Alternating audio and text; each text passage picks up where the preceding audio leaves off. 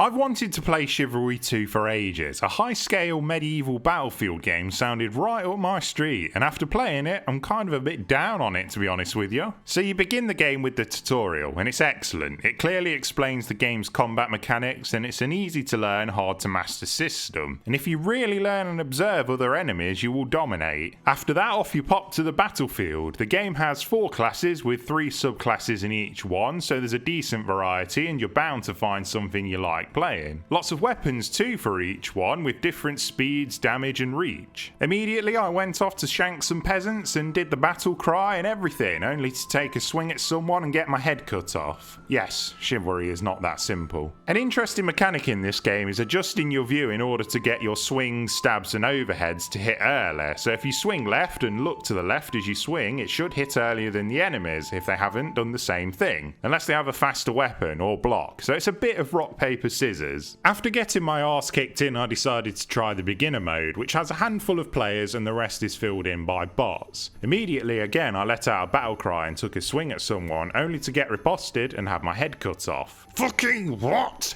How is this guy level 200 in the beginner mode? Yeah, it's not really a beginner mode. So really after that I just stuck to the main 64 player mode and tried to get better. Now in fairness to Shiv 2, I did want to get better because the maps are so good. None of them I didn't like. The immersion on the battlefield is immense. I found myself just standing there and watching sometimes. But I kept getting worn down because there are just some really stupid design decisions that kept niggling me the entire time. So in the main modes I found myself being matched with people massively higher level than me, and the toxic community loves abusing the vote to kick function. Someone is playing too well, vote to kick. Someone being crap, vote to kick. Someone did the wrong emote, vote to kick. Vote to kick was made to boot cheaters and toxic players, but none of them breathing tombers ever get kicked. It's them same dicks using it. Yes, there's cheaters since it's crossplay with PC players, and I know people will say, "Lo, no, you're just bad." But there are Chinese players who are 100% using aimbots with bows and teleporting around the map. And the toxicity is outrageous. Racial slurs, homophobic slurs, you name it. If you love a good slur, they'll have it. And the objectives in the game seem to heavily favour the attackers. Like there's somewhere you have to escort supply caravans to an objective, and I've seen rockets move slower than those things. And if you're a defender, the spawn timer is all over the place. I've had times where I've killed teammates by accident. Oh yeah, team damage is a thing, so watch where you swing. And I've spawned almost instantly. Other times I've played really well and the game is like, here's a 20-second spawn timer just to suck off the attackers a bit more. As you play, you get gold to purchase cosmetics, and whilst there is a decent variety of it, the customization interface is crap. It doesn't show you any of the subclasses, and even lets you look at weapons your class doesn't even use. It's a bummer because the maps and mechanics are so well done, but I kept getting frustrated with it, getting ganked by 5 people over and over again because the flank collapsed, getting murked by people 5 million levels above me because the game has no balance. Yes, getting better would help and I want to, but playing the game is like being in an abusive relationship.